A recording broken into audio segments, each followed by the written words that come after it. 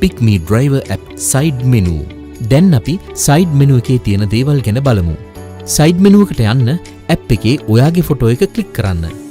side menu එක මුලින්ම තියෙන්නේ profile කොටස. එම profile කොටසේ ඔබේ පුද්ගලික විස්තර ඇතුළත් වෙනවා. ඉපැයීම් යටතේ තියෙන්නේ ඔබේ මුදල් ඉපැයීම් සම්බන්ධ තොරතුරු. එමෙන්ම මෙම side menu එකේ අවස්ථා කොටසින් දිරිදීමනා සහ බූස්ට් කාලසටහන ලෙස කොටස් දෙකක් දැක ගන්න පුළුවන්. එම දිරිදීමනා කොටස හරහා මෙන්ම හෝම් ස්ක්‍රීන් එකේ ඇති මෙම කොටස මගින්ද ඔබට ආයතනයේ විසින් ලබා දෙන හයර් ඉලක්ක බලා ගන්න හැකියාව තියෙනවා.